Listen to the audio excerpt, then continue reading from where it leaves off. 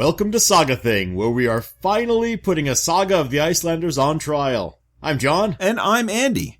This is episode 12 of our Njal series, and for all you math nerds out there, 12 is a sublime number. 12 Andy? For the number of labors undertaken by Hercules. 12, Andy? The age of maturity for young Hold Jewish... on. Andy, Yeah? we don't have to do that anymore. 12, the number of months it's taken to do Njal Saga? Calm down, buddy. The number of... It's over. And it didn't take 12 months, by the way. But that's not important. We're done with Njal Saga, remember? We're done? Yeah. We finished in episode 11. 11, the master number. No, shh. It's okay. 11. This is our judgment episode. Oh, I'm sorry. I just don't know how to start one of these, what did you call it, judgment episodes? Yes, I can see that. I know it's been a while, so I'll try to refresh your memory. I can't believe this. It may not have been a full year of episodes, but I mean, we started planning for Njal last April, John. Yeah, that's right. I think at the time we had hoped to get the whole thing done in 8 or 9 episodes. But we were just boys then. We're men now, John. Okay, yeah, I guess we are. But I can't believe that we're here at the end of Njal Saga. The real end. Yeah. As much as I really do want to move on to some new adventures in the Icelandic family sagas, it's been a real pleasure working our way through this one. Yeah, it has. I'm ready to move on too, but there's so much to love about Njal Saga. We said back in the very first episode that Njal Saga is often considered one of the great works of Western literature. It's right up there with Homer's Iliad and the Odyssey, Virgil's Aeneid, Beowulf, Chaucer, Dante, Cervantes. That's true, and I absolutely agree that it belongs in that list, but we should also note that Njal Saga doesn't usually get mentioned in that elite company. It's mostly saga scholars who rank it that high. Yeah, that's right. Although that's mostly because the literary critics who make those Western canon lists, they've never really read the sagas. That's true. It's unfortunate. It's worth reading. Obviously, we think so. Mm-hmm. And I think it's worth reading more than once. I hope our listeners have taken advantage of the passing months while we covered Njal to pick up a copy and read it possibly several times. Yeah. And if you haven't yet, drop what you're doing, order a copy now. Go ahead, we'll wait. No, hold on now. They could easily do that after they finish listening to this episode, couldn't they? Okay. Keep listening then. Yeah. But remember to get your copy of Njal Saga when you're done. Yeah. Now, John, I don't know if you've thought about this at all, but you and I have talked about this Njal Saga perhaps more than any other saga we've talked about. Yeah. I've noticed. Yeah. No, but it's not because we just spent the last 10 months working with it. We read this together in graduate school. That's right. Yeah. And we've both written conference papers or published on subjects that incorporate stuff from the saga. Mm-hmm, exactly. And we also used this saga as a test case for Saga Thing back when we were developing the podcast format. Oh, yeah. Well, I mean, it's an obvious choice, right? It has all the best elements of a saga in one place. Yeah, if it doesn't work for Njal Saga, it's not going to work. Right. And I'm actually thankful for that little initial exercise because I still had a lot of my best bloodshed, body count, nicknames, notable witticism notes all in the margins of the book waiting for me. That's very useful. Yeah, but here's the thing. Despite all the time we've spent discussing the saga, I feel like we barely scratched the surface. Well, that's the mark of a truly great piece of literature, isn't it? Don't worry. I'm confident this won't be the last time we talk about this one. But for now, it's time to put Njal Saga on trial. Oh, you sound so enthusiastic. Let's do this. Now, as we usually do, we'll be judging the following categories. Best bloodshed, body count, nicknames, notable witticisms, outlawry, in which we exile one figure from Iceland and the sagas forever, thingmen, in which Andy and I will choose one man or woman from the saga cast to join our all-star teams. Yes. And then we offer our final thoughts and final ratings at the end. Yes, and to be honest, I kind of want to rush ahead to the final rating sections now. Are you that eager to be done with Njal? No. I'm really looking forward to finding out what you rated this one. Given the amount of attention and praise this saga's received over the years, it's an easy candidate for a 10 from both of us. Oh, you really are jumping ahead. We're supposed to save our scores for the end. And don't be so sure I'm going to give it a 10. Well, look, I didn't say I was giving it a 10 either. I only said it's an obvious candidate to earn a 10. Mm-hmm. This is probably the most well-known, widely read, and beloved sagas that we're going to cover. And you already gave a 10 to Gisli's saga. Is it possible that you'll score the Great Njal Saga below Gisli?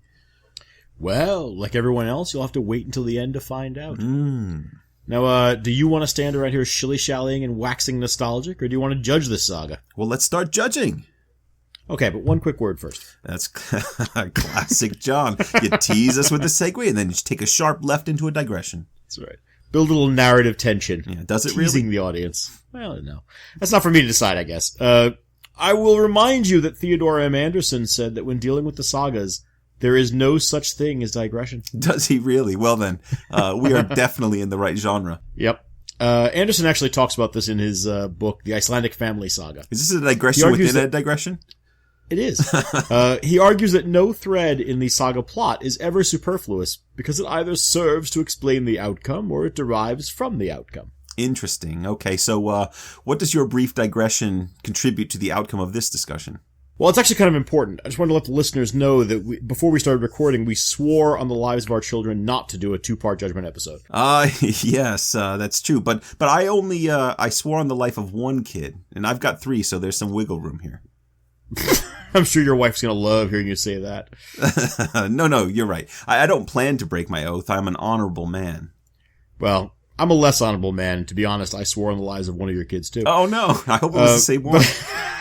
So which of the kids did you end up swearing on and making expendable? I'm not going to tell you, but it's a question they can ponder for the rest of their lives. One of them might end up finding out for sure. I feel sorry for them. I really do. You should. And not because of this. But I was saying, we didn't want this to balloon into a 2 or 3 part episode like so many of our summary episodes have done recently. Mm-hmm. Andy, we've done 16 hours, 20 minutes, and 50 seconds on Njal Saga already. And that's not counting the couple of minutes we spent screwing around just now. What's a couple more hours? I mean, we both love Njal, but we're both looking forward to getting onto some lesser-known sagas for a while. Yes, lesser-known and lesser in most facets, probably. Oh, now, each is special in its own way. Now, in order to achieve this goal, we've tried to be very careful in selecting candidates for each of the categories. There's so much saga to cover, so many brilliant examples of saga bloodshed, stunning turns of phrase, more nicknames than you can count. Oh, great. Yeah. We've also got some great candidates for outlawry and thingmen in this saga. Right, but like I said, we're going to be good today and limit our choices to only the very best. All of the very best. Okay, you ready now? I was born ready. All right. No, your birth was actually an aside, but that's neither here nor there. Oh. Let's do it. Best bloodshed. Well, as you might imagine, we're dealing with an embarrassment of riches here. Yes, it's a lot. This is one of those sagas where we're going to be leaving aside several bloodshed candidates that would probably have won in lesser sagas. And in the interest of time, we're going to have to keep ourselves down to just a few choices each. And since everyone was kind enough to write and tell us about their preferred moment of gore and mayhem, we've got a list all ready to go with no actual effort on our part. Yes, this is definitely my favorite way to do things. You mean with everyone else doing the actual work? Yes. Of course, and honestly, this list is a good one, so well done, everyone. Yeah, it really is, but it's breaking my heart. I mean, some of the ones that are left out would have had a strong chance in a good saga. Which I think we're going to say a lot in this episode. Right. I mean, we're not even including a berserk being burned to death in a consecrated fire. Or Thongbran the missionary leaping clear of his horse as it falls to its death in a magically created chasm in the earth. Or Scarpathan throwing a broken tooth through a burning farmhouse wall to knock Gunnar Lambason's eye out. Now, I can't believe we're not including the tooth toss in this. I mean, what's wrong with us? I'm sorry, there's just no time. I see what you did there. Yeah, a little callback. What about Halbjorn the Strong fatally dunking Solvi into a cauldron of boiling meat during the chaotic fight at the Althing? I mean, how often do we see a man shoved into a cauldron of boiling meat, John? I mean, that would easily win in half the sagas we've covered so far. That is a good one. I think you're more used to sitting at a table with me and seeing a cauldron of boiling meat shoved into a man. Now, really, the whole fight at the All thing is amazing, but I feel like it'd be cheating to give the award to that fight. It's just too big to count that way. I guess that's fair. So what you're saying is we have to find a specific story of violence, not just a general melee. But boiling meat, John. I'm sorry. Yeah. Well, we should probably start with our list of honorable mentions just to get the blood flowing. Get it? Okay. Did you want to start?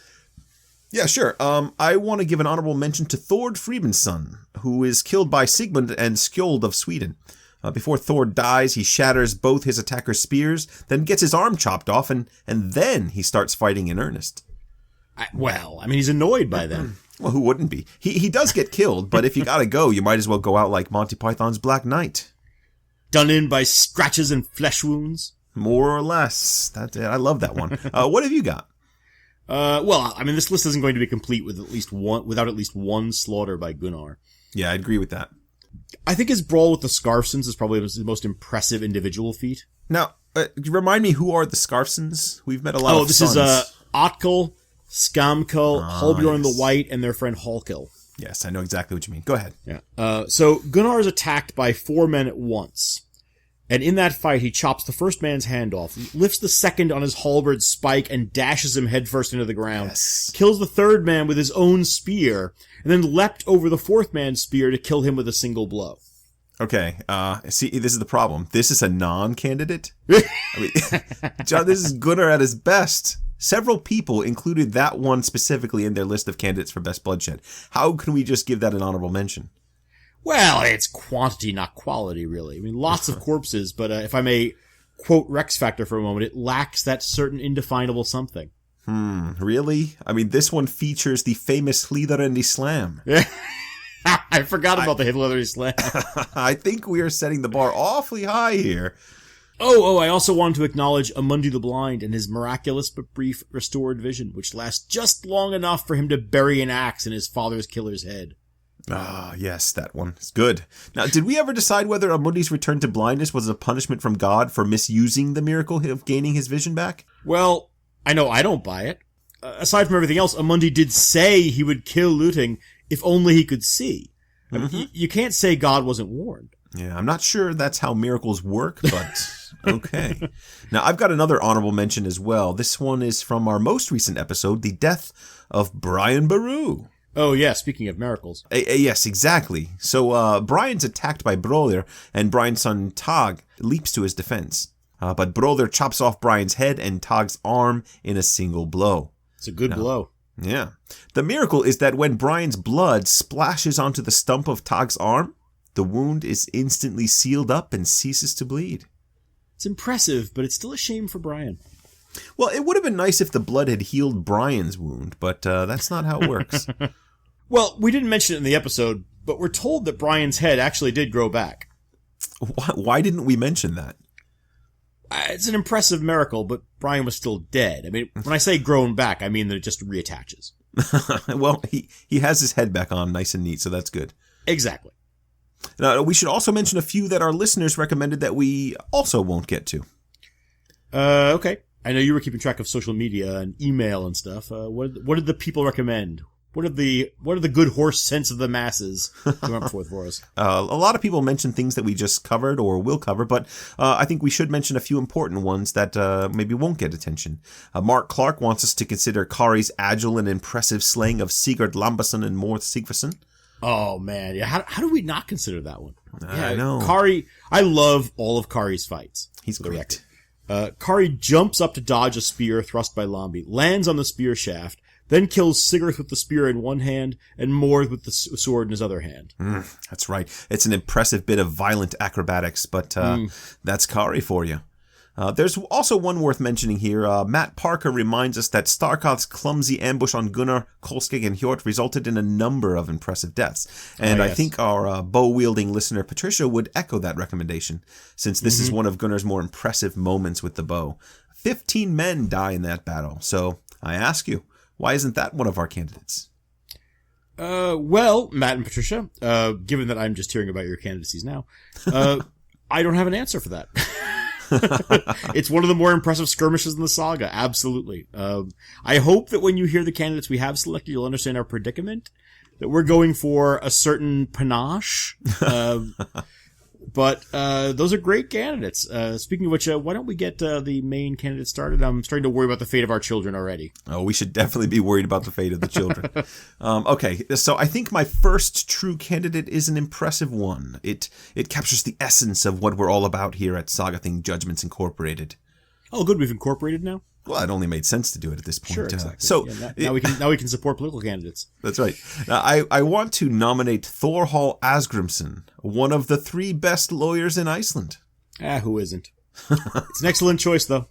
Yeah, you'll remember that he was supposed to lead the case against Flosi and the Burners, but he was crippled by a festering boil on his leg and couldn't leave his booth. Yeah, how do you forget a festering boil? He relayed messages back and forth with Morth, trying his best to help bring things to a reasonable conclusion, but when everything fell apart, he did what any good lawyer would do. And I'll let the saga tell the story. He sprang out of bed and seized his spear, Skarphéðin's gift, with both hands and drove it through his leg. A gush of blood and flow of pus poured like a stream across the floor. Ugh. He then walked out of the booth without a limp, and moved so fast that the messenger could not keep up with him. At the fifth court, he came across Grim the Red, Flosi's kinsman, and as soon as they met, Thorhall thrust at him with the spear and pierced his shield and split it in two. Hooray! And the spear passed through him, so that the point came out between the shoulders. Thorhall threw him off the spear, dead. He threw him off the spear, dead. I love that. Yeah. Just in case you were wondering. Yeah, a spear with the remnants of a pussy boil on it. Ugh. Now that's a respectable candidate for Best Bloodshed. Kate Clark wanted this one to win. She called it Thorhall going into Hulk mode. Wait, that's absolutely right. But is this the Kate Clark? Yes, the designer of our Saga Thing logo. Full props to her. The designer of the Lone Medievalist logo, too, as well, by the way. It's another organization that I'm a part of. I'm glad she listens to the podcast. Yeah, she loves it, actually. So, enough about Kate. What's your first candidate? Well, it's hard to top the River of Pus, but I'm going to try. I'll nominate an episode from about halfway through the saga, The Death of Thrain Sigvason. Oh, yes, we absolutely have to include this one. Many of our listeners recommended it. Chloe Sacker, for example, described it as a bit of violent dentistry, which I quite liked and used on social media. I like that. So this is the moment when Skarphéðin, Grim, Helgi, and Kari ambush Thrain Sigvason's band of 8 men on a frozen lake. Skarphéðin falls behind during the initial rush when he stops to fix his shoelace, but he doesn't want to be left out of the fight.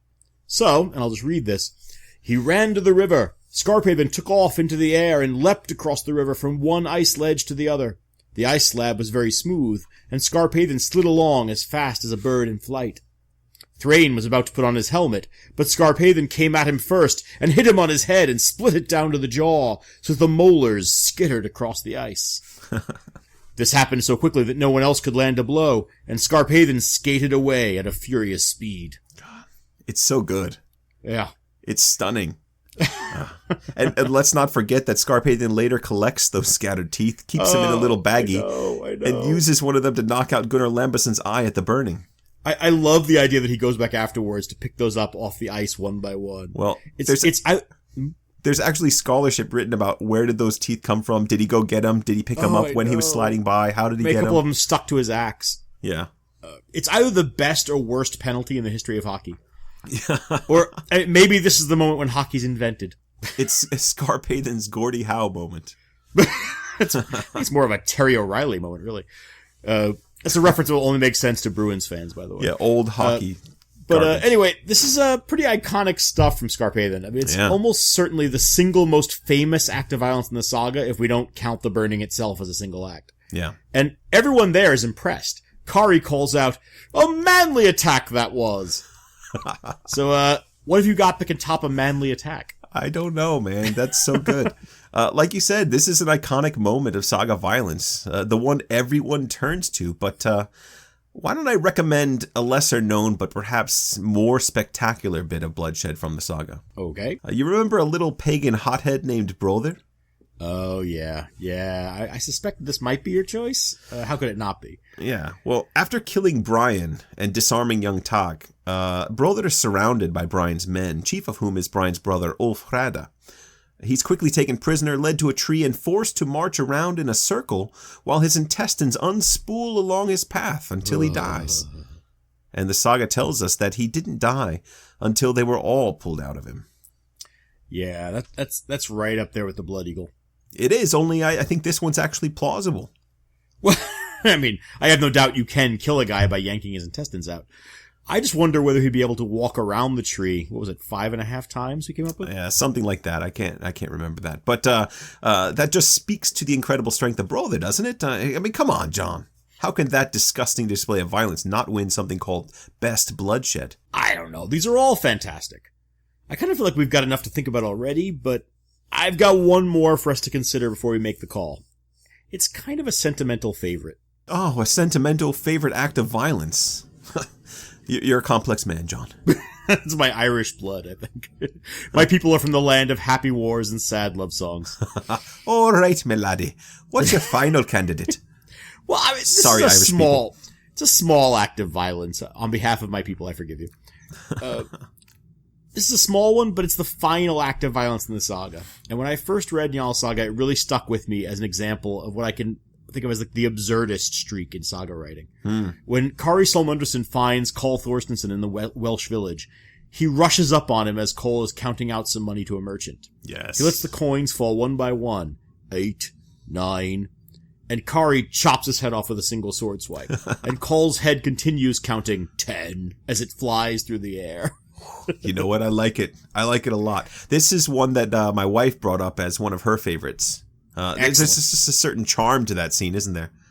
There is. I don't know if it can compete with the other three, but I love it. Yeah. No, I don't think it can compete, but it is worth mentioning. Okay, so just to review, we've got Thorhall kicking off the brawl at the Althing with a bloody leg, a pus-covered spear, and a killing. Love it. Skarpathen going to the penalty box for some serious high-sticking on Thrain Sigvason. Oh, I love it. Brother giving a whole new meaning to relaxing and unwinding after a big battle.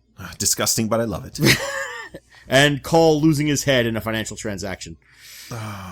So what do we think? Look, I think Matt Parker's going to be shaking his head when he finds out that we didn't include the burning of Njal and his family in Best Bloodshed. I mean, I'm sorry, Matt. There's only so much bloodshed to go around.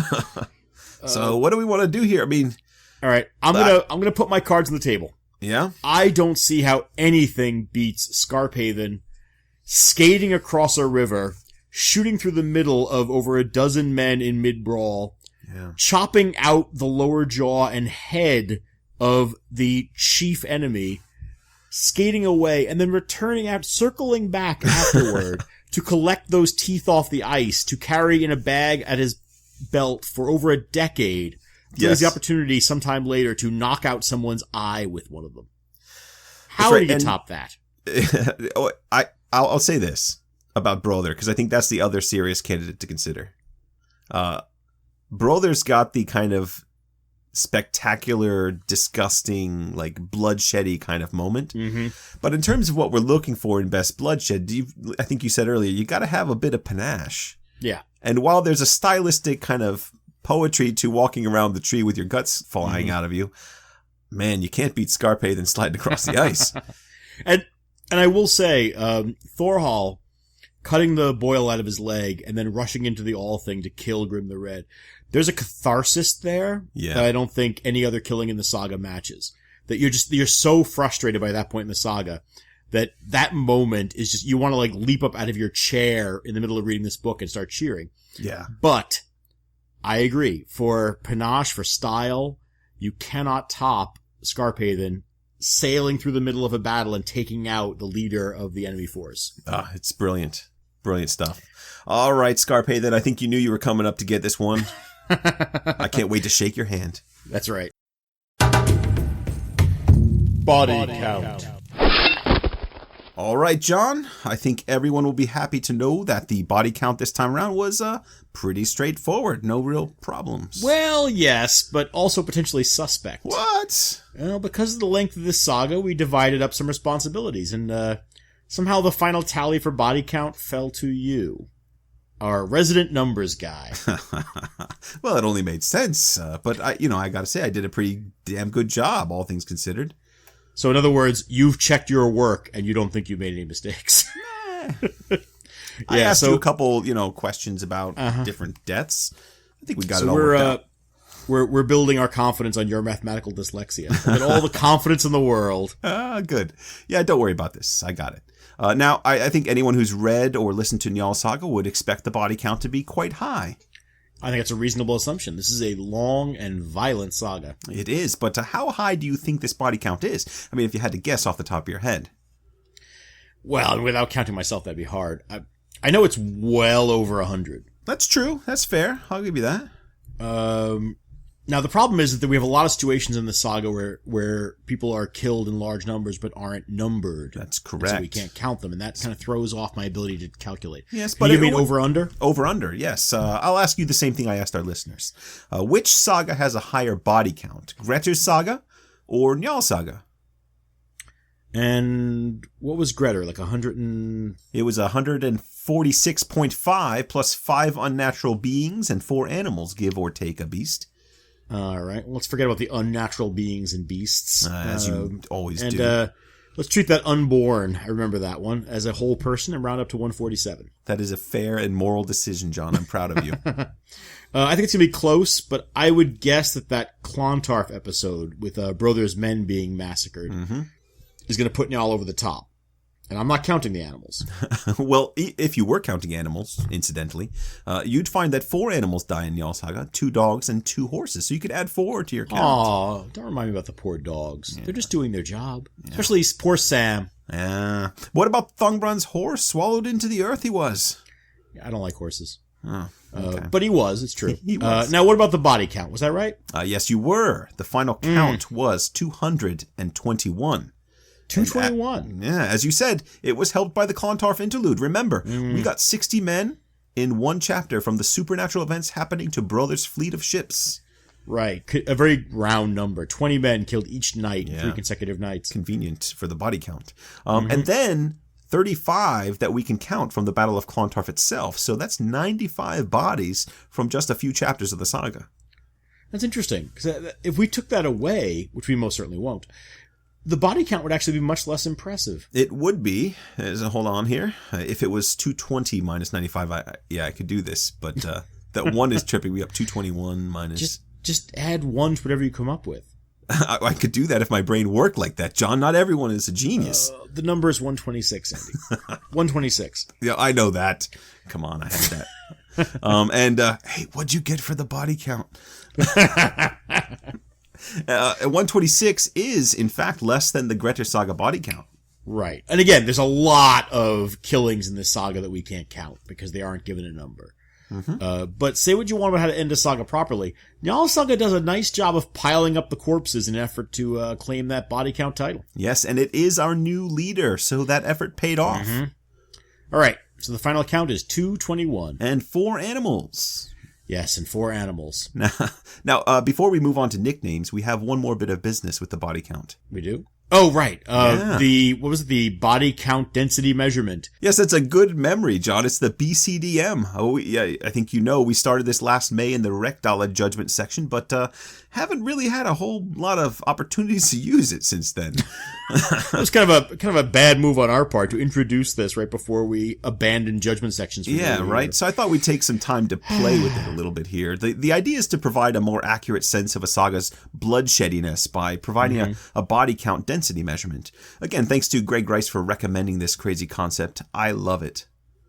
And our methods are simple. We use a ratio of deaths to Hrobnikils because we can.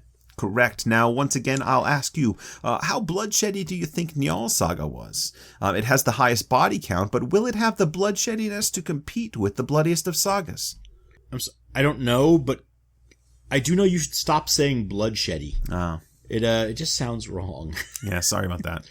So thanks to Peter Larson, I was able to go through and update the body count page on our website and include the BCDM for previous sagas. And I'll tell you that on average, I found this kind of interesting, our sagas typically come in somewhere close to either 12 or 20, plus or minus a few points. I don't know how this worked out that you ended up handling all the math stuff for this episode. I don't understand it either, but there you go. Now, our lowest BCDM was Bandamana Saga.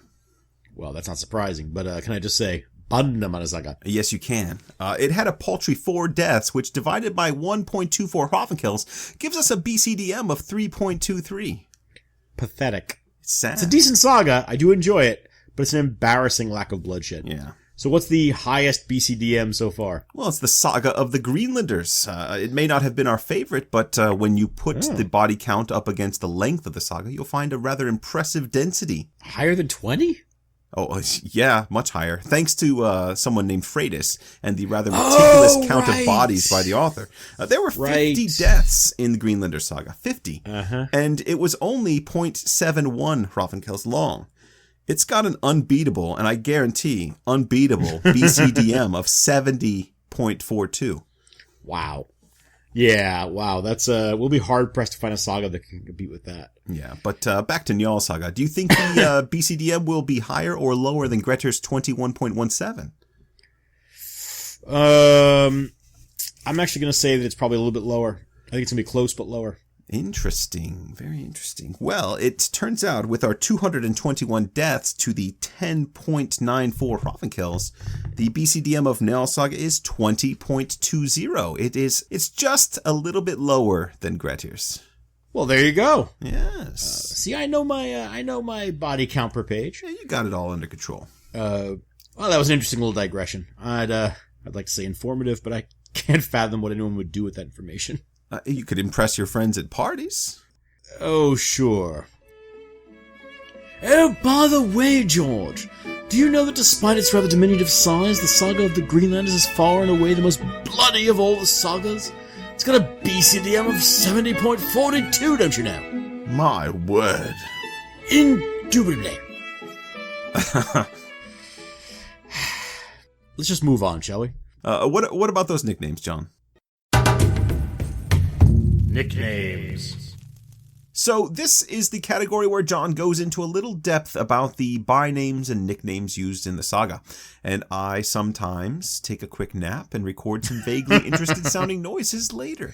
Oh, look. I can't help it if you don't like this kind of thing as much as I do. Mm-hmm. I can only cast the pearls, Andy. I can't make the swine take notice. Go on. I did not know that. You suck. No, this actually is a great way to think about the sagas, and I know a lot of our listeners love this section. With the length of something like Njal Saga, though, you're bound to have a load of great nicknames to think about. Well, you'd have thought that, wouldn't you? And there are a couple that I'm really interested in getting into, but they're mostly a bit controversial. Interesting. Most of the conventional nicknames in this saga are just that, conventional. Mm-hmm. Go on. No, a lot. What you mean there is we've got a lot of people called the white, the black, the strong, the tall, that kind of thing. Right, exactly. I mean, even some of the more descriptive ones, like Thorstein Broadbelly, or Thorstein the Red, or Thorstein Hairlip, or Thorstein the Fair. They don't offer much beyond the obvious. Yeah. Those are all Thorsteins, by the way. I think. Well, there's that. Yeah. One thing this saga does do is demonstrate how necessary nicknames were in this culture. Yeah. As a way of carrying a bit of reputation around with you, but also just as a point of differentiation. And isn't that how we end up with Njal Thorgerson being called beardless? Yes, although not because there are too many Njals running around. You don't run into a lot of those. But as a point of differentiation, absolutely. And as long as you brought it up, we might as well cover that first.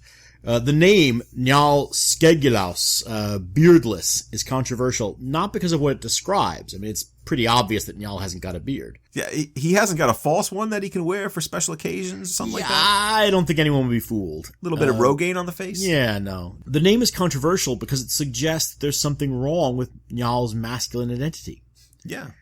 That he's either effeminate or sexually impotent. Right? Either way, in a culture that prizes heteronormative identity, the accusation is a real threat to Njal, both professionally and as a patriarch. Well, yeah, and there's no question that this is an insult.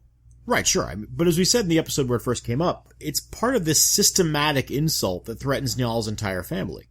It's coupled with another nickname, the collective Tothskeglinger, or Dungbeardlings, used to insult Njal's sons. When Hallgirth and her friends develop these names, they level a set of insinuations all at once. Right? Njal isn't a real man. Bergthora must be looking elsewhere for sexual satisfaction. Or else is the actual man in the relationship, right? That she's sort of a troll man. Yeah, I think that's... and their children are either illegitimate or monsters, right, if she's the man, or else smearing feces on their faces as a cosmetic. I mean, it's a literal interpretation of a eating grin, you know? Pretty much, yeah. We've already talked about all this, so I won't dive into it again, but it's a fascinating moment when we see a social debate over whether a nickname is just or not. Yeah, it's one of the cool parts of this saga, actually. And it has serious consequences, right? Not just for Njal's reputation. Quite a lot of people die over this nickname. Yeah, it's funny that Hallgarth is the one spreading this rumor. I mean, she knows a little something about nicknames and how they can turn on you. Oh, that's true. And 10 points for sticking the landing on that segue. Had my arms spread, chest out. There you go. Hallgarth is usually called Longbroch, long legs or long pants, to make it consistent with how we translated Ragnar's name. And everyone agrees that she's physically beautiful. But long legs is actually the second descriptor she's given. In the very first chapter of the saga, her uncle Hrut noticed her Þjófsaugu, her thief's eyes. And that name stuck. Not in the world of the saga, I think, but in the mind of the reader.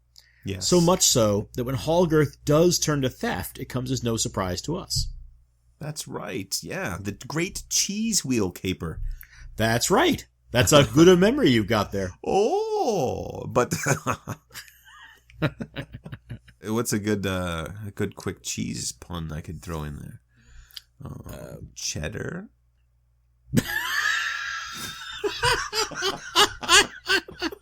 You are the Oscar Wilde of cheeses. Cheddar? Limburger? Oh my god. I enjoy Velveeta. But these are nicknames we've already discussed, and we've already been through all of the cheese puns long ago. Right. And the volume of people named in this story mean that we have lots more nicknames to talk about, John. Let's Right, okay. like a cheese wheel. Let's roll on down the road. Oh boy, you are reaching. You are all right, let's fondue this. Yeah. Okay, Monterey Jack, let's go. This is a saga where we're only going to scratch the surface quantity-wise. I mean, there are hundreds of named individuals here, and many of them have nicknames. So we'll have to skip over a lot of promising people. Folks like Sorkvir the Old, Bessie the Wise, Brynjolf Brawler, Thorhild Poetess, Thorvald the Sickly, Ulf Squinter, Iron Grim, Eystein the Noisy, Gudrun Nightsun, Sigurd Swinehead, Thorarin Ragi's brother, Olvir Childsparer, and Kettle Smoothtalker. But I do want to quickly give a sense of the sheer number of names, though. Andy, can you read from chapter 25, the introduction of Valgard the Grey? Okay.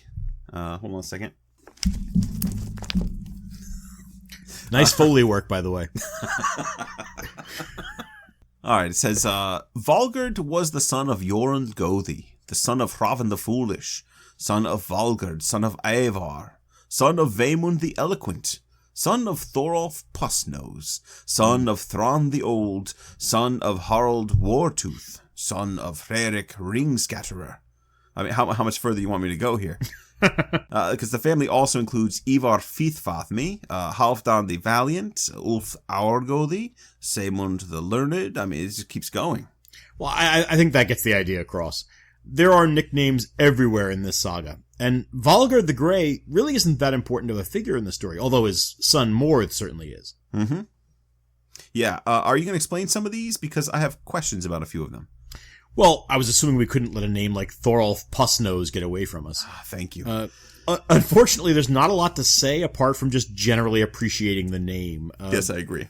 Thorolf's name is Voganef, which seems to mean something like pimple nose. And that might mean an acne problem, but could also be like a cyst or an abscess or something.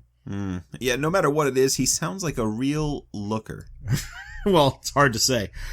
He's far from the only nose-related nickname in this saga, by the way. There's Kettle Flatnose, who we've seen before, Eolf the Nose, and we've also got Orm Skogernef, which literally means wood nose.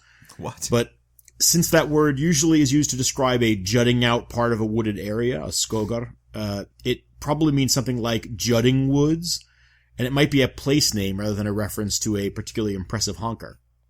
Okay, but Puss Nose and Wood Nose, what else have you got? Well, actually, hang on a second. You stopped at Hrarik Ringscatterer, who's another one of our candidates. This is another minor figure in the saga, right? He's only mentioned, but he's an important man in the saga world. Hrarik was a king of Denmark. His nickname is figuratively meant to indicate a generous man. In other words, a man who throws his gold around to his friends. Exactly. I could do with a gold-throwing friend myself, Andy. Just putting it out there. Somewhere I left my gold rings in my other pants, and I would sure now if I could, but sure you did. There's also a less flattering explanation for this nickname, by the way. Saxo Grammaticus says that Hrarek got the name when he tried to throw half a dozen linked arm rings from his ship to another one and misjudged the distance. Are you serious? Yeah, they sink to the bottom, lost forever. That is so good. I mean, the fact that, again, people, I've said this before, but the work that John puts into this nickname section, impressive. Well, thank you very much. But you ain't seen nothing yet. There's another thing.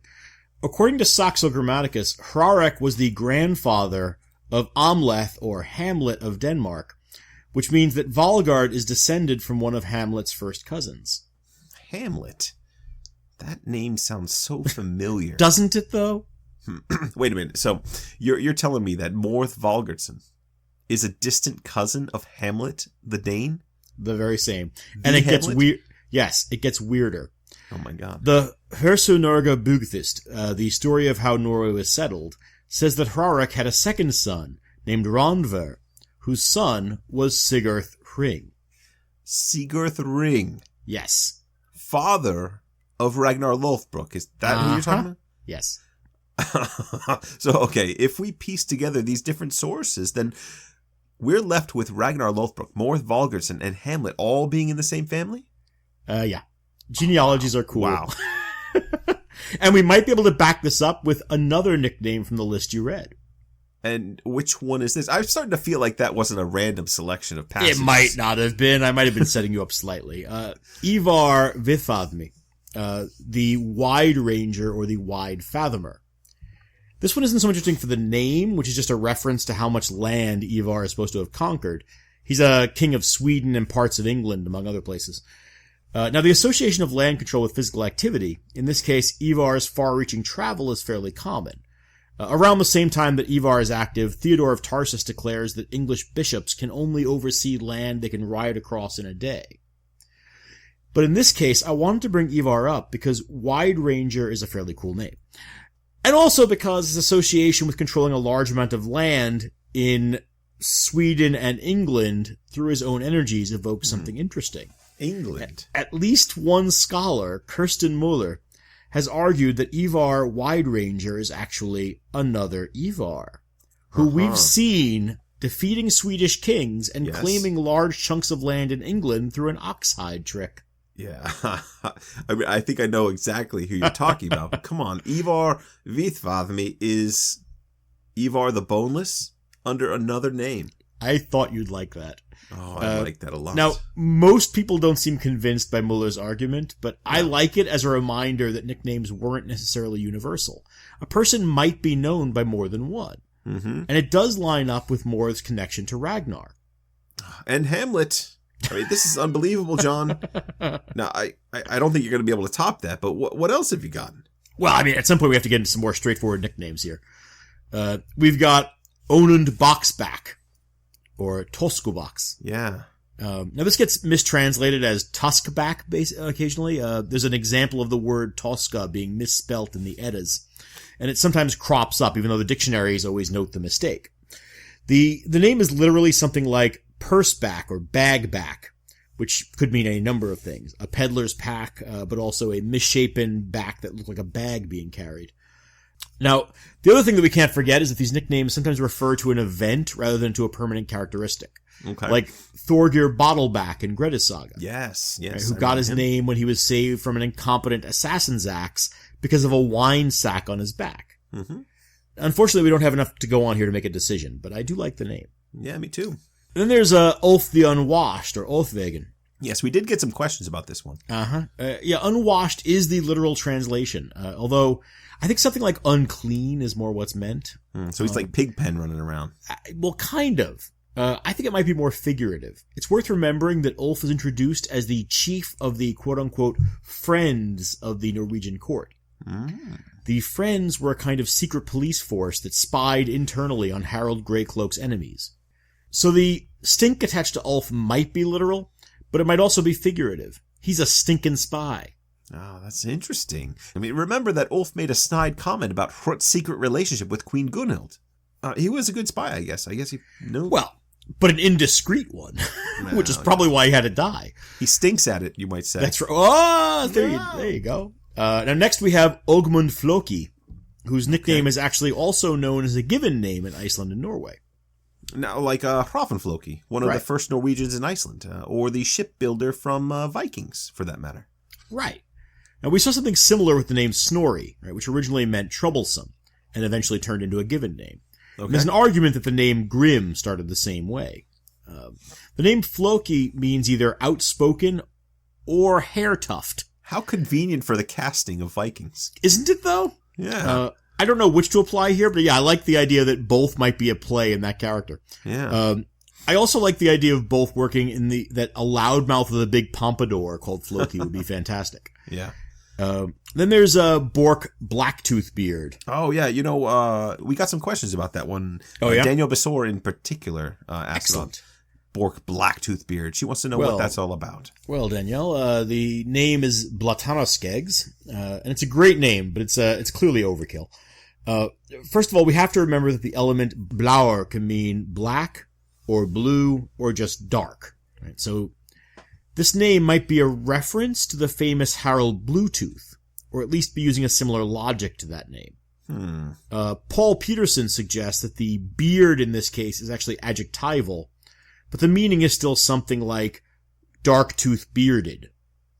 I'm going to suggest that the bearded part really is overkill, that the name is meant to emphasize the Bluetooth or blacktooth meaning, with beard as either a supplemental descriptor or as a reference to something odd about Bork's mouth and lower face.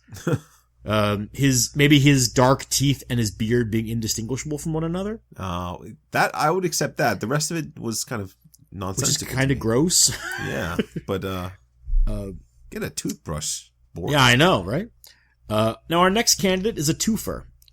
Uni Gardason and Jorunn Oswaldsdottir. Oswald. Both of whom, yes. She's the daughter of Oswald the Saint. Oh, wow. Both of them are nicknamed the Unborn.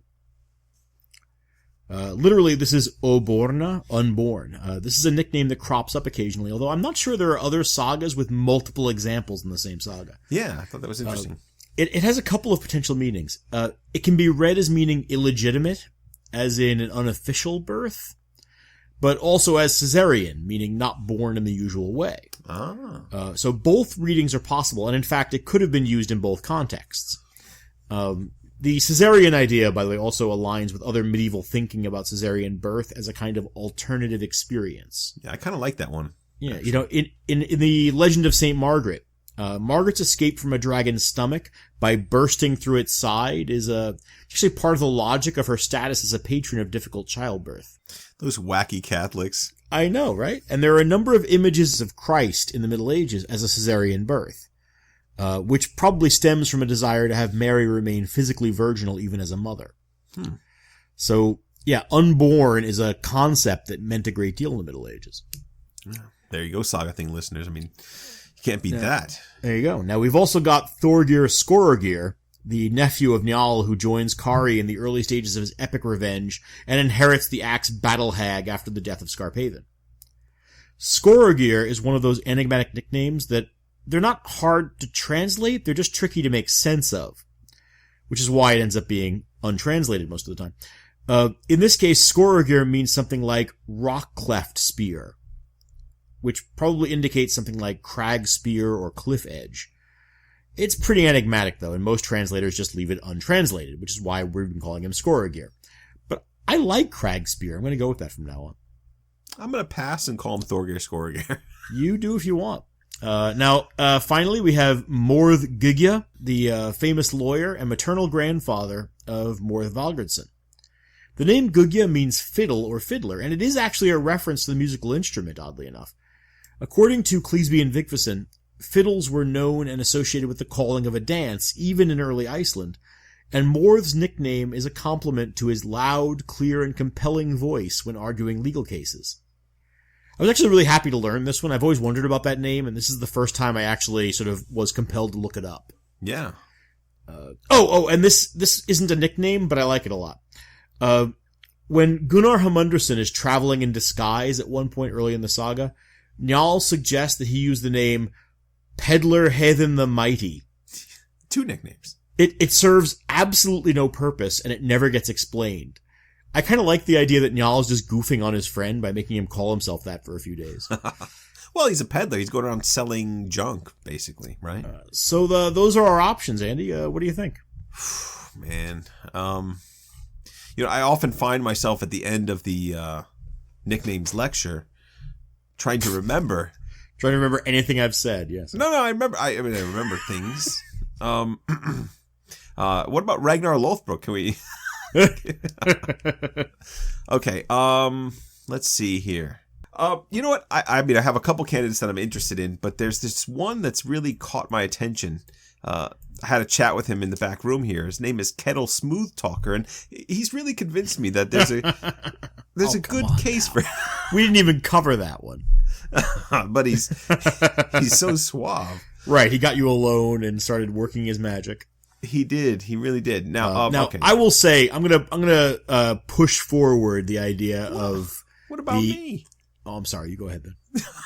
I really like Thorolf Pussnose, and I'm also quite partial to Ulf the Unwashed. So I guess you can kind of see a thematic thing here. Are you? Wait. Here's my question: are you rejecting or forgetting Dungbeardlings? Oh, Dungbeardlings is good. That is really. I mean, that's kind of central to the saga. And I would think that the combination insult of Beardless and the Dungbeardlings, which, by the way, also sounds like one of the worst cover bands of all time. Like possibly a ZZ Top cover band that only does their less popular music. I don't know. I kind of like the band Kari and the Dungbeardlings because, you know what? I like Pussnose and Unwashed a lot, but I think you're right. Dungbeardlings. Dungbeardlings. I don't see how you beat it. No. Or kiss it. Notable witticisms. John, this category is even more difficult than Best Bloodshed.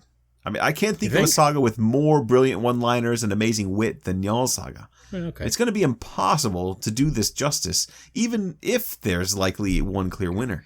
Well, I mean, yeah, but we'll do as we've done for the past 10 months, Andy. No, that's put it that way. I know we discussed a few of our main candidates for notable witticism while planning, but I want to take a moment to recognize a few of the candidates that we won't get to cover. Okay, so we're doing the same that we did for Best Bloodshed then. So in recognizing them, we're kind of covering them. Yes, but quickly. Yeah. For example, we wouldn't be doing our job if we didn't consider Morth, not Morth Valgarson, but Morth Gigya, Morth Fiddle, that we now know, from the beginning of the saga, sitting down with his daughter Un to discuss her marital troubles with Hrut. Now, our listeners may remember that Hrut was cursed by Gunhild, the mother of King Harald Greycloak in Norway. That's right. What was the curse again, John? That he wouldn't be able to enjoy his wife. And it turns out that his necessary parts for enjoying a wife would swell up beyond reason whenever he tried. But who could forget that? Well, not me, but I think about that every day. So it kind of helps me get through. Oh dear God! Each 24 hours. I use baseball scores and Potato. So Morth sits down with Un like any good father would, hoping to resolve the problem in any way he can. Yeah, only he doesn't know what the problem is. Right, and he leans over, puts his hand on her shoulder, looks tenderly in her eye with all the love a father can, and he says, "Now, tell me everything that's going on between you and Hrut, however big it may seem in your eyes." Oh, God. It's really one of my favorite lines in the whole song. Oh, that's terrible. I almost want that one to win. The problem is it isn't really a witticism at all, since only the reader actually knows the full implication of that statement. Well, I think Un's well aware of the size of the problem. I get that. Wink, wink. Yeah. But like you said, we aren't really going to consider that one. I don't know it's why just a fun moment, and of course you had to include it because we both love it. Yeah. Surprisingly, the candidates you and I ended up choosing for serious consideration are all the same as the ones our listeners chose. Almost like we let them do the work again. And if we go by the numbers, there is a clear winner. Well, this isn't really a democracy, so we're not going by the numbers. Much like America. But, thanks for the help, everybody. Well, I've got some good ones for notable witticism, but why don't you go first, Andy? Well, if you insist, my first one is a simple but classic one. It's a verse from the conversion episode. Of course it is. I am glad you're including this one, though. Yeah. Well, we have to throw in some witty poems now and then. This one's from Hjalti Skeggesson, who composes an offensive verse against the gods after converting to Christianity. He says, "In barking at the gods I'm rich. Freya strikes me as a bitch. One or the other must be. Odin's a dog, or else she." Now, as an insult, that gets top marks. Oh, yeah. But what really puts us over the top is that he does this at the middle of a thing. Right. Surrounded by angry pagans. Yes. He stands on a stump and declaims this verse. It's amazing that he walks away alive. And very clever. It's certainly one of the more offensive things said in the sagas. I mean, at least if you're a pagan. Oh, well, if you want offensive, I've got a great one. Do you now? Oh, I do. But I'm not going to go to the most offensive one just yet. So just start with just mildly offensive. Well, you sort of medium offensive. Okay. The jalapeno to my ghost pepper that's coming later. Okay. My first candidate comes relatively early in the saga, and this is Hallgirth's calculated insults against Njal and his family. Nice. We just talked about these in nicknames, so I can cover this very quickly. These are nasty, but they're effective bits of wit. Hallgirth begins by telling her friends, who are talking admiringly of Njal's intelligence, that Njal's wisdom seems uneven to her.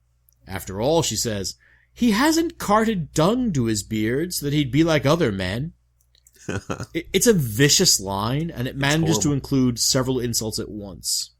And I really wish that we had some of the poems that she asks to be composed about it. Right. Yeah, no, I actually think it's a really nice technique by the author there, that he makes these verses so offensive that we are even forbidden from seeing them. Right, yeah. Right? Well, we've seen that before. Gunnar sort of pushes them away and says nobody is to repeat them, and so we are never actually privy to them. Yeah, was it which, of course, the Saga of Bjorn, the Heaterdal champion, where we had poems that were so offensive they couldn't be repeated and included in the text? Which is a great sort of literary technique, because obviously anything we come up with in our head is going to be worse than anything that the poet could actually have created. Yeah, right. That we're imagining the worst possible thing. Yeah. Now, Hallgirth doesn't leave it there. She compounds that insult by saying, "Let's call him Old Beardless, and we'll call his son Dung Beardlings." And she gets her cousin to make up this poem that we're talking about. And the Dung Beardlings puts it over the top for me. Yeah. It's great. My next one, if I can, is it my turn now? Yeah. All right, then. My next one is kind of grim, but I think witty. And several people asked us to include it. So this one comes at the conclusion of Gunnar's final battle. Gunnar's been besieged in his own home, betrayed by his wife Hallgirth, and eventually killed by his attackers. And then Gizur the White, who led the attack, has the nerve to approach Gunnar's mother, Randveig, and after the fight, and ask for land to bury the 2 men that Gunnar killed in the fight. She responds, "Gladly for these 2, but even more gladly if it were for all of you." Yeah, we've done a few lines like this in the past, where a mother is confronted by her son's killers and comes up with a great line, and this one's right up there. Yeah, it is. All right, moving forward, what's your next one? My second candidate is from the assault on Gunnar's farmhouse. So the beginning part of the same scene. When the attackers arrive, the house is dark and silent, and they aren't sure whether anyone's inside. So they send Thorgrim the Norwegian to investigate. But a Norwegian companion? Thorgrim is the Norwegianest Norwegian ever to grace a saga. And he's worn an actual red shirt to a secret attack. It's brilliant. Gunnar's halberd darts through a window because he sees the red shirt, obviously, and he catches Thorgrim right through the guts. But Thorgrim manages to stagger back down the path to his co-conspirators. And Gizur the White asked him, "Well, is Gunnar at home?" And Thorgrim answered, "Find that out yourself, but I've found out one thing. His halberd's at home." And he drops dead on the spot. It's a classic moment. It is one of the best in the saga. I mean, that one, John, was actually the top vote getter, by the way. Of course it was. Almost everyone who wrote in mentioned that particular line as the strongest candidate for notable witticism. Well, we'll see. I'm still holding on to one that might beat it. What about this one? You remember our old friend Hrap? This is the killer Hrap, the guy who stole a trip to Norway, finagled some shelter from a generous host, then seduced his daughter, killed his best man and his son, and then set the king against Kari, Grim, and Helgi Nilsson. Yeah, that's the guy. Yeah, him. He's full of great lines through the whole thing. I love this. I mean, he's evil and bad, but I just kind of liked him. But my favorite line was after he was caught fooling around with Gudbrand's daughter by Osvard, one of Gudbrand's stewards. Hrap leaps up from atop his recently impregnated lady, grabs his axe and plunges it into Osvard's back, severing the spine. And when he later walks into Gudbrand's hall carrying the axe, he's asked, "Why is your axe bloody?" And Hrap responds with all the dry wit in the sagas. "I've been taking care of Osvard's backache." See, that is brilliant.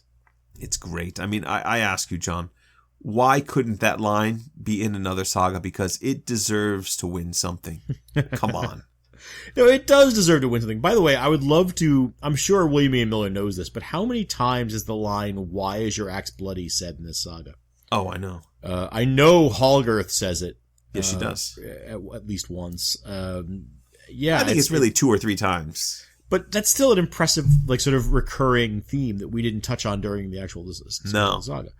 Now, we haven't even touched on Skarphéðin yet. When we started compiling this, we quickly realized that we had a problem with witticisms in this saga. Yeah, like we said before, there are a ton of them. Yeah, I know, but I'm talking about the other thing. Oh, Skarphéðin, you mean? Yes. Oh, definitely. I mean, the problem is that half of what Skarphéðin says is wry, witty, sarcastic, or nasty. I mean, he is a walking notable witticism epigram maker. That's right. And the problem is we could either make this an all Skarphéðin category, which didn't seem fair to everybody else, or we could choose one great line from Skarphéðin, which didn't seem fair to him. So we came up with a different solution. We did. Yeah, sure, we did. We did. I knew that. So, welcome to the Skarphéðin lightning round.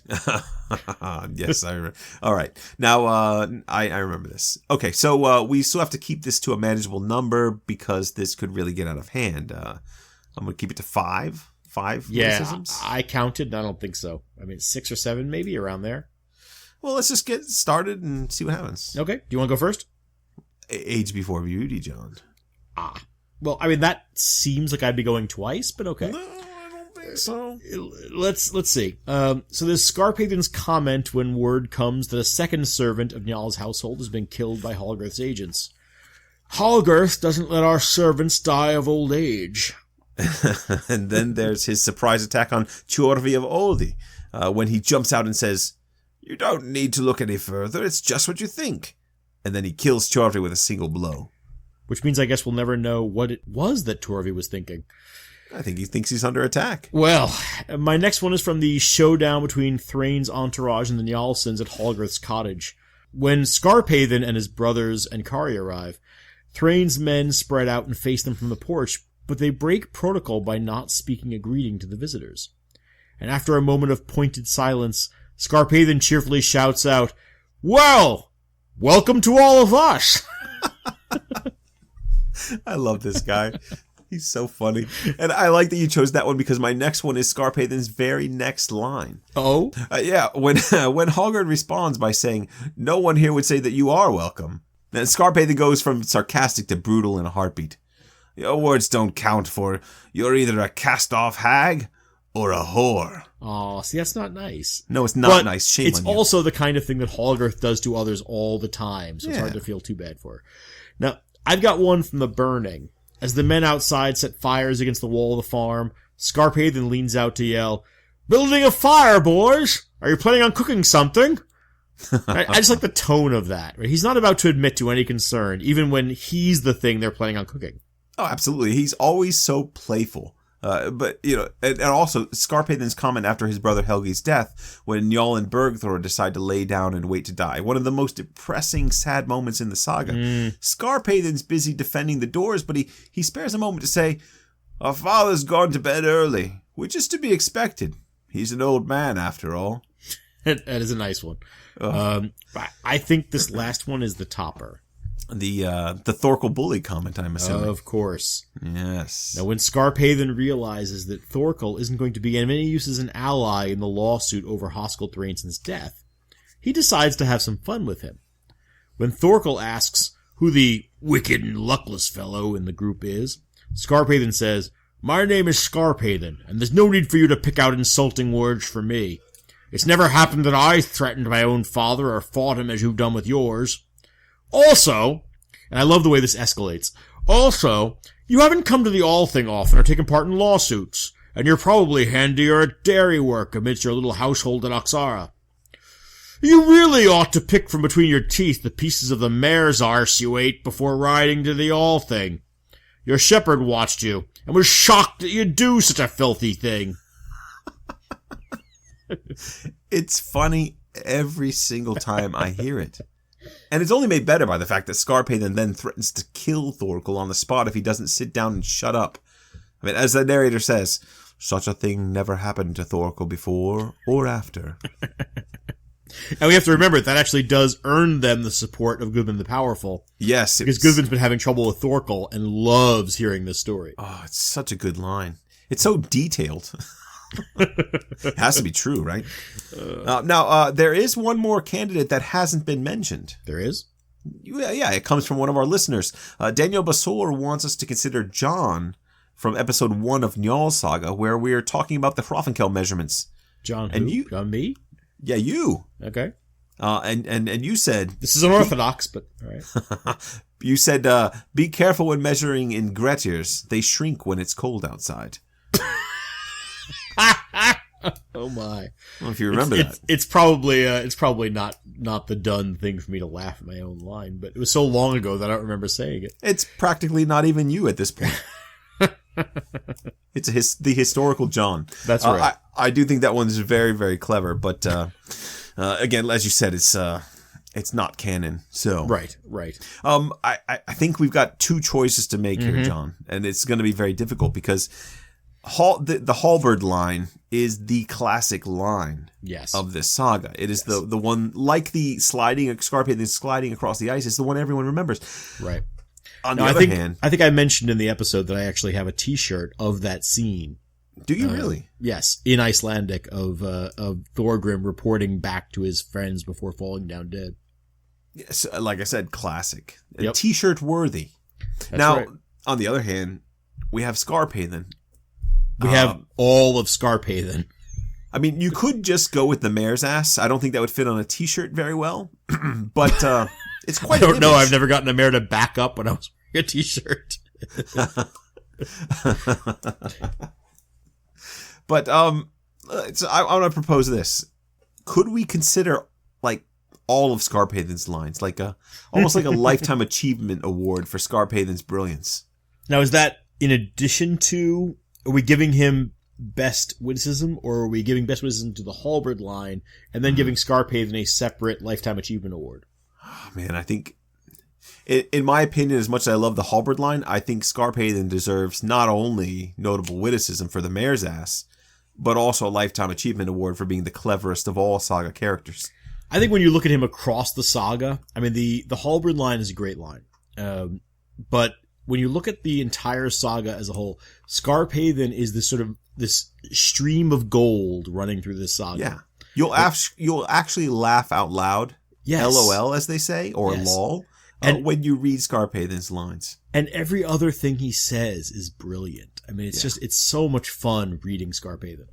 I'm willing to do that. Let's do it. All right. Not only do you get notable witticism, Skarphéðin, but you get a lifetime achievement award. So come up and shake our hands again. We love this guy. Outlawry. All right, so it's outlaw time. We have to choose a person or persons from this saga and decide what their crimes have been and outlaw them from Iceland forever. And I have been looking forward to this for quite a long time. There are some pretty nefarious characters in this saga. Yeah, although, for the length of the saga, not as many as I would have imagined. Yeah, I suppose. And I also want to add that we have seen in other sagas more, like, purely evil, villainous characters than we do in this saga. There's always a way to kind of... genius of the saga writer. Right? Everybody's mixed, right? Nobody's all evil or all good. Except maybe for Haskell Thrainson. Now, I've got about... I've got 4... maybe 5 candidates. Oh, good God. I'll toss one out and we'll throw them away real quick. Thjolstoff, for example. Oh, right. He goes around killing, Hallgarth's husbands. But I'm not really going to blame him for all that. I mean, after all, he's a Bridian. He can't help himself. That's right. What about Hrop? We mentioned Hrop before. Well, now, Killer Hrop is a serious candidate, I think. But I know you outlined his crimes, right? And they are significant. Yeah, he kills someone in Iceland, which is why he's running off to Norway. But I think he ultimately has the same problem as Thjolstoff, right? He's a villain for a small sort of episode or two of the saga. He doesn't really impact the narrative in the same way that some of our major candidates might.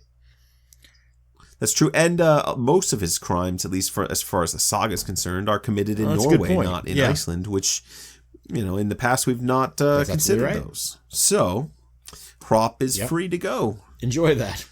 I have another candidate that I know we're heading towards 2 major ones, but I just want to throw this third one out there. What about Gunnar Fleitheren? Well, I mean, there are some significant issues there. Right? I mean, not least of which is that Gunnar is outlawed and refuses to leave Iceland.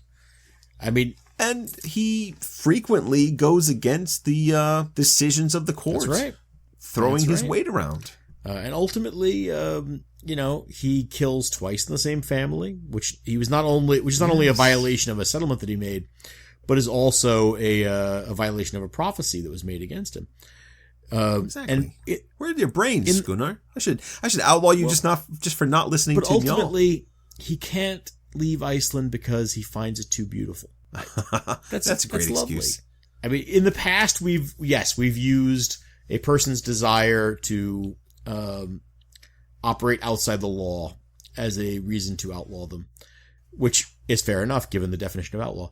But in this case, I think Gunnar at least has our sympathies, if not legal cover for everything he does. Oh, I think so, yeah. I think it's worth mentioning him as a candidate, but we're not seriously going to outlaw Gunnar. No. I don't think we'd ever forgive ourselves.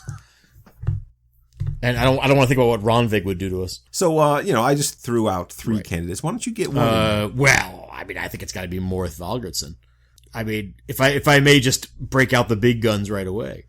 I could just start listing his actual crimes. I mean, he tries to burn Gunnar's farmhouse down with Gunnar's wife and mother inside. He manipulates the Njalsons and Kari against Hoskuld Thrainson and then takes part in the murder himself. He deliberately gets one of his own allies, Thorgir Atkelson. He gets him killed to turn a prophecy against Gunnar. He knowingly begins a lawsuit against the Njalsons under false pretenses, knowing it will sabotage any attempt at a legitimate settlement. Those are all actual crimes, and I'm sure I'm forgetting a few. But he's also, and I think this is important, he's also a horrible little sneak who betrays all of his friends, plays all of his enemies against one another, directly or indirectly. He gets dozens of people killed, and he may even intentionally ruin the lawsuit against the burners, causing the entire All thing to erupt into chaos. I'm just saying. But the chaos of the All thing is at least partly his doing. Whether through his incompetence as a lawyer or through his deliberate machinations, he is at least partially responsible. And unlike anyone else in this saga, except maybe for one person who I suspect you're going to name next, he was born for evil. Born for evil? Remember, we talked about this. Yes. He is basically the nemesis created by Gunnar and Njal. Yeah. And his entire life is dedicated to destroying them. Mm-hmm. I get that someone like, say, Hallgarth, just to name a random person, does some pretty awful things, but at least she has a reason to exist that amounts to more than ruin the lives of the guys who helped my mom get her dowry back, which pretty much describes Morth's motivations for the saga. Morth's got to go. on the one hand, I'm with you there. Because Morth, especially early on in the saga, is exceedingly evil. We've outlawed guys exactly like him in the past. Without hesitation. We were eager to do again in about 2 minutes. I don't know. I really don't know. Because one of the things that the saga author does so well is to create a character who has complex motivations. And I think Morth emerges as the saga progresses as another one of those complex characters who's trying to assert himself in a world that is constantly thwarting him and his family. Because he's awful.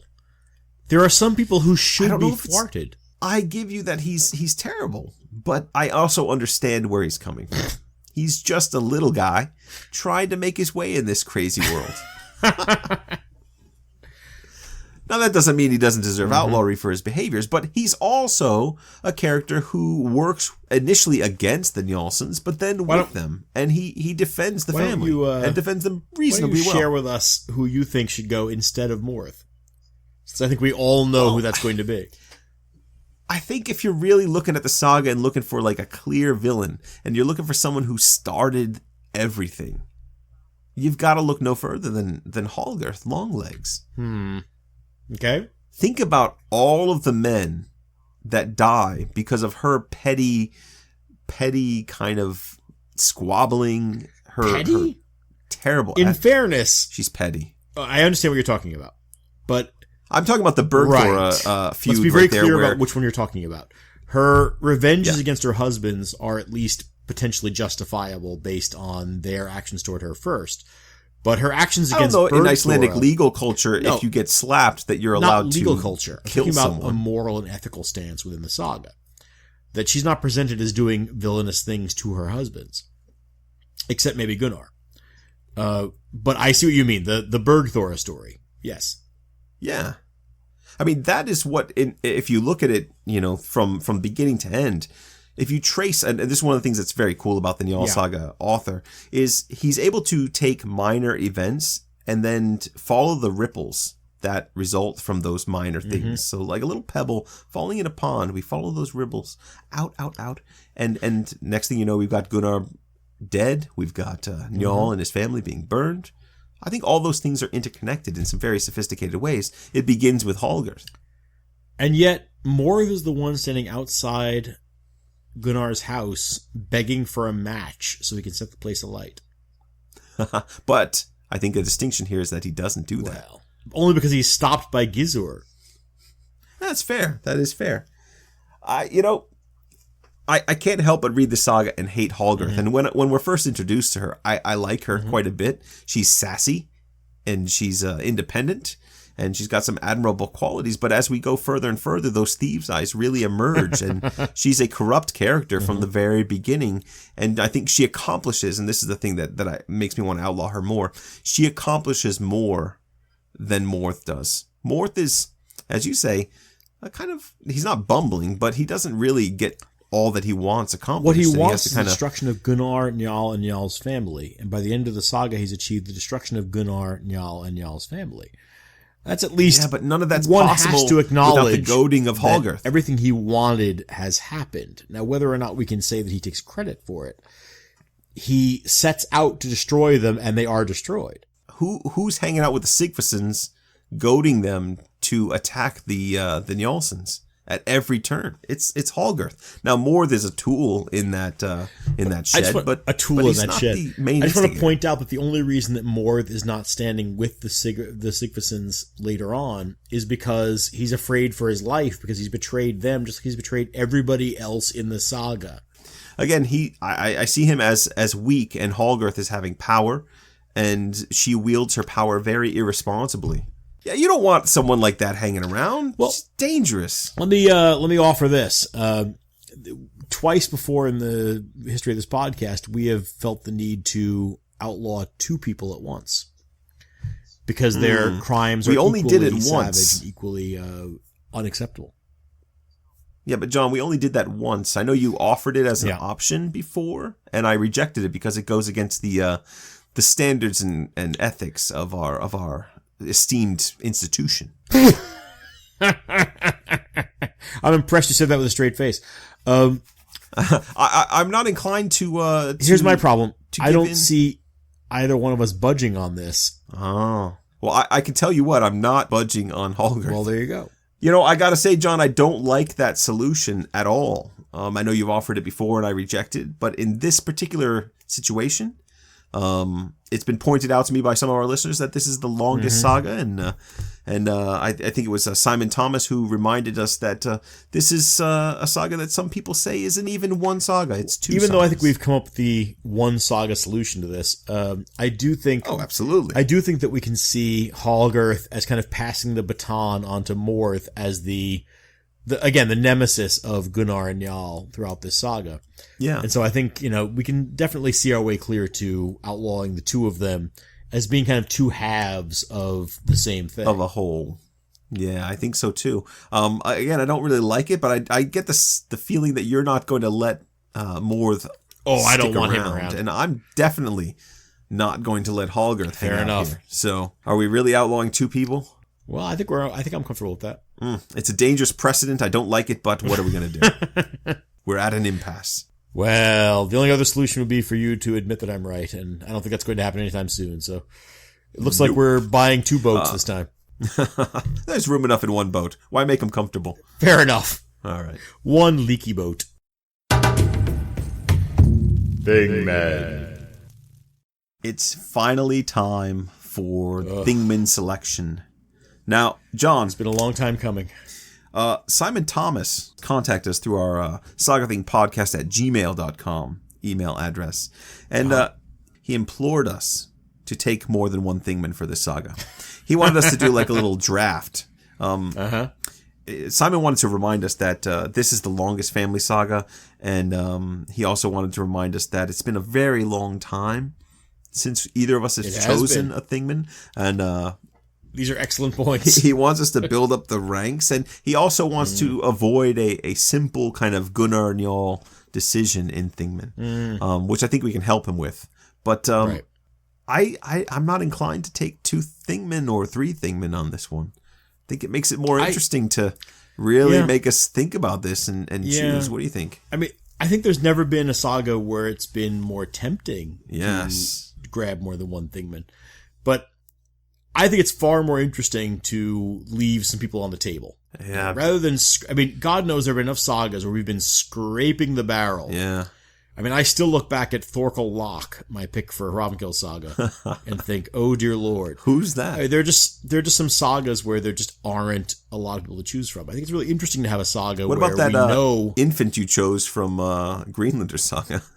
Snorri? No, he was fine. No, he's not fine. I think both of us have had picks that, were taken because there was no one else. Well, I'll remember that at the next quarter. Certainly not going to be the case. Well, of course you wouldn't. But it's certainly not going to be the case here. Right? We're going to have to leave multiple men on the table who would have been absolutely taken ahead of anyone else in a different saga. Yeah. Sadly, I totally agree with you. I would love to grab a couple different people here because there's so many good ones.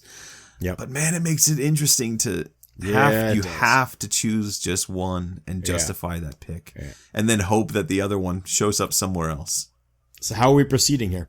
Well, I think we did our little coin toss, and I won the coin toss. Yeah, you did. I happen to know what saga we're doing next. Yeah. Which has prompted me to defer, which means you are going first. And I know you've been thinking about this, so what did you come up with? Yeah, well, first of all, I want to point out that I think Andy, this is a good move, making me go first. We've already chosen the next saga, and we know it's going to be far less chock-a-block with Thingman candidates. Absolutely. To put it mildly. So I think Andy's plan here works out nicely for him in that he's going to pick second in a saga where even the fifth pick would be a great pick. Yeah. And then he's going to pick first in a saga where there's virtually nobody. But let me say this, because I've done this before. And I think each time I've done it, I feel such a huge regret. Because you almost always choose the guy that I really want most. No, but honestly, this time out, I mean, we both know this is going to be a tough one. Oh, yeah. There are a lot of fantastic people in this saga who would be a real get in another saga. Absolutely. Hall of Sitha, Hrut Herjolfsson, Thorgir Skoragir, Guzman the Powerful, right? I mean, some of these are secondary figures, and others are going to be much more important in other sagas. Yeah. So I can let those go. The real wrench is in having to leave out people who aren't going to be this important again. Yeah, like Bjorn the White. Bjorn the White. Well, I'm thinking of Hoskuld Fitnesgothy, Hogni Gunnarsson, Grim, Helgi, or even Skarphéðin Njálsson. Yeah. How do you leave Skarphéðin on the table? Those? I know. But for me, this saga is ultimately three men's stories. Gunnar Hamundarson, Njal Thorgerson, and Kari Solmundarson. Yeah, I would agree. Those are the three that I'm thinking about. Now, before I choose Andy, I think we should acknowledge that the genius of this saga is partly in the flawed nature of its heroes. I mean, these three are brilliant, but all three have serious moral issues. Gunnar routinely undermines the law by threatening to duel and kill anyone who stands against him in a lawsuit. Yes. Njal is more than a little Machiavellian and isn't above twisting the law to get what he wants. But he's so good at it. I know. And Kari is one of the jealous murderers of Hoskuld Thrainson, Hoskuld Fitnesgothy, an innocent and even holy man. Yeah. Although I think that might be the only taint on his name. Now, I'd be proud to add any one of these three to my ranks, but it's fair to say they all come with some baggage. Now, that's all well and good. Ultimately, I have to consider our three options. And for me, Kari Solmundarson outweighs Gunnar Flitherendi just slightly. I agree there as well. He's described more than once as the next generation's Gunnar, and his fighting ability certainly lives up to that. He's got other qualities as well, besides which I just like the guy. But there's also Njal, and he's endlessly fascinating to me. A saga hero who never lifts a weapon, who reshapes Iceland without ever committing a direct act of violence, and whose mind is so formidable it frightens his enemies as much as his sons' swords and axes. When I put them side by side, it's gonna murder me to do it, but I have to take Njal Thorgerson. Oh, interesting. And you know how much it hurts me to leave Kari out there. I do know. But I'm fascinated by Njal. I've worked on Njal professionally. I made the mistake once before with Onund of leaving on the table a man who I'd spent a great deal of time studying. Yeah, and taking a grumpy murderer. Well, and in this case, rather than taking a murderer, I'm going to take a man who goes to his grave without ever lifting a weapon in anger. Njal Thorgerson, genius at law, smooth-cheeked as you are, welcome to my thingman. That's great. You know, I'm confused a little bit because I was certain that you would take Kari. I know how much only you because love you him. know me and have talked to me about him before. Exactly, yeah. But you know that obviously weighs in, and I think you know that I also love Kari. Had I gone first, this all might have ended up exactly as it's ending up now because. You know, I feel like I've got a lot of wise men on my thingman council, but I was lacking in bruisers, and I need someone to compete with some of the guys you picked up recently. So, man, I'm left with the choice of Gunnar or Kari, and I think, like you said, there's something really appealing about Kari that Gunnar lacks. So one of the things that bugs me about Gunnar is that while he is an excellent swordsman, he's honorable and good, he's also kind of daft. I mean, he pursues Hallgarth against everyone's best judgment. He gets involved in all kinds of silly feuds and duels. All for what exactly? But there's that moral complexity of wondering whether he's less of a man than others because killing bothers him more than it bothers other men. You know what? I want a guy that's not too worried about killing, and his name's Kari Solmundarson. Gunnar's a romantic kind of character, and I understand the appeal of Gunnar. But if I'm thinking about who I want as my thingman, I want a guy who can escape a burning house. Yeah, you do, and can pursue people across continents. To affect the vengeance that's needed. So if he's the last one that survives out of all my group after Grettir's done kind of mauling the crowd, I feel confident that Kari's going to get the job done, and I'm very, very happy. Though I would have liked Njal to join. I'm very happy to take Kari Solmundarson into my ranks. I think there's a good choices all around. I think so too. Adding Njal to a stable of thingmen that already includes Skafti, Lawspeaker, and Snorri Gothi means that I am definitely building a bit of a brain trust here. But I don't see any Thorgeir Gothi on your group, and he's quite formidable. oh, Thorgeir Gothi. I challenge you to even tell me who he is right now. He was in Njal Kari Saga. Solmunderson. Yes, there he is. Kari Solmunderson is a great choice, and I won't say a word against him. No, and I won't say a thing against Njal. No, I think the problem here is that there are too many good men in this saga. But we've both filled our bags, and it's time to go. Could just really quick, could we maybe share them back and forth like we're divorced and we got to split custody? Well, you know, it's father-in-law, son-in-law. They can can I see Njal every once in a while? Just send him by. We won't hurt him. All right. Great choice. Final rating. All right, and at long last, we come to final judgments, where we'll each offer just a few thoughts before giving a rating from a scale of 1 to 10. And since I was shoved to the fore in choosing thingmen, Andy, you get to go first on final judgments. What do you got? All right. Well, I mean, a scale of 1 to 10. I mean, where does Njal Saga rate on that? Q. It's an interesting question, and I suppose the answer depends a lot on what you're looking for in a saga. I think that's true of all the ones we've read. It's reasonable to argue that this saga has something for everyone, though. We've got a carefully constructed regional saga with a compelling story to tell. It's also a biographical saga with beautifully drawn characters who I think reflect an awareness of the complexities of human nature. Mm-hmm. And there are love stories here, and broken hearts, and scorned lovers, and engaging villains, and gallant heroes. But Njal Saga is more than that. Mm. It's also the history of Iceland, its people, and the customs, mores, and conflicts that define their lives. And at the same time, the saga transcends Iceland itself through its carefully wrought plotting of the conflicts and the characters who get caught up in them, with an elegant attention to their motivations, their emotions, and complex psychologies. This author has provided his audience with a brilliant study of human nature. Now, I remember thinking about this after reading the saga for the first time. Mm-hmm. And if you look carefully through this saga, nearly everything one could want to know about the human experience is covered somewhere in its pages. I'll say nearly, not everything. Now, that doesn't mean Njal Saga is perfect. I think one could take issue with the foreign interludes in particular, especially the Clontarf episode.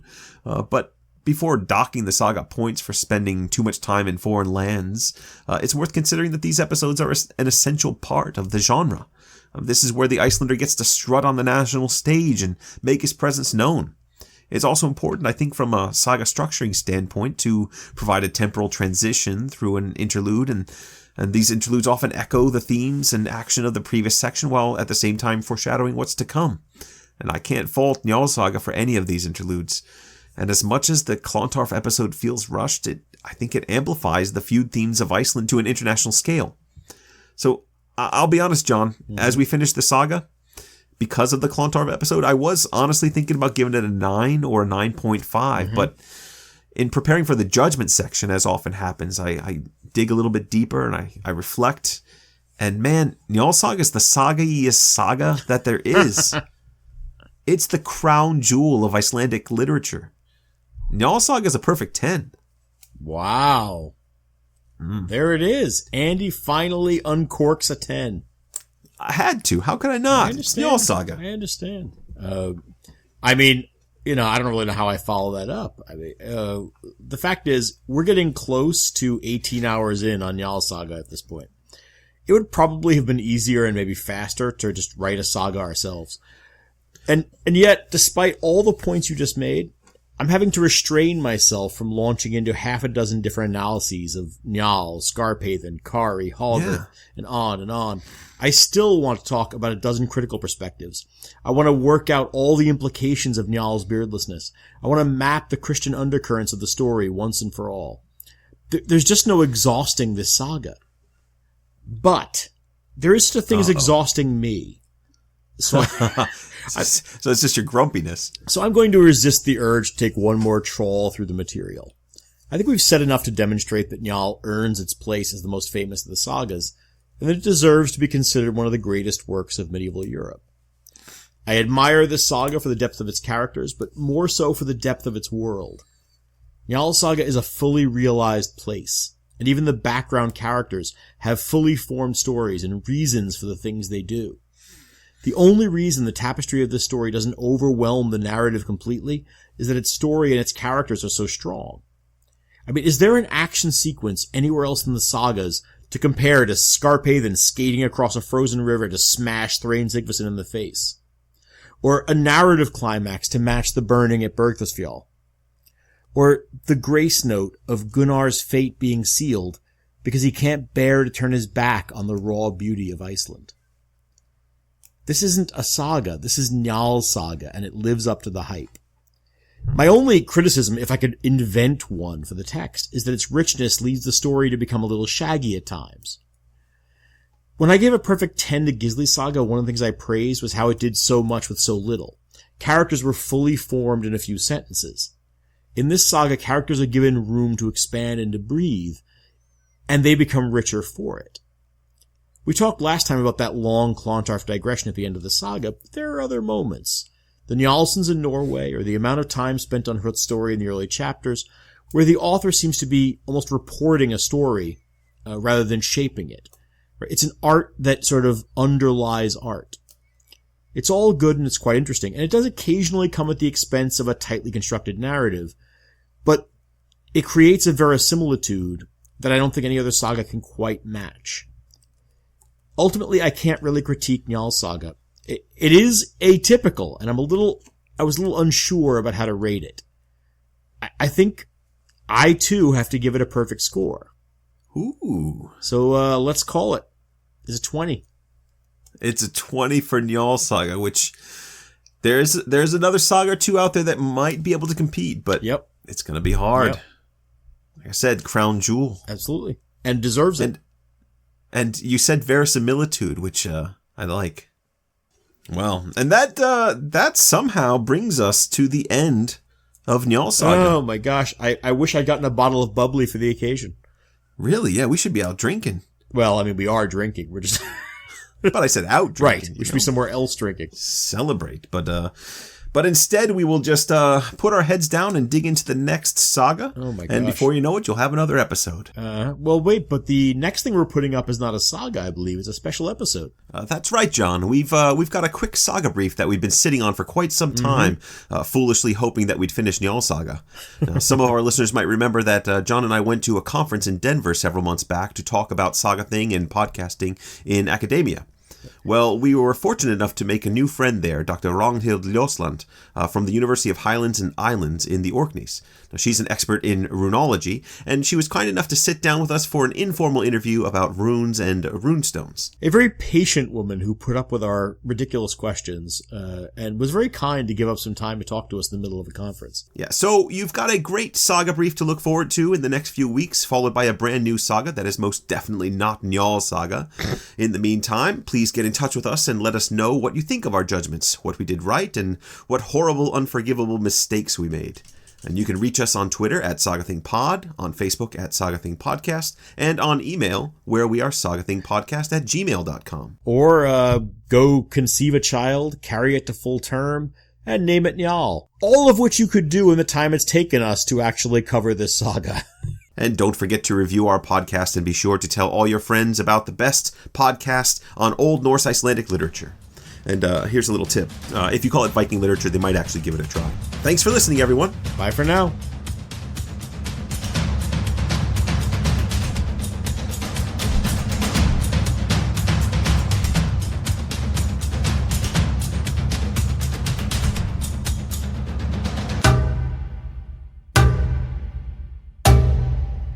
Somewhere King Alfred is rolling over in his grave, but gingerly.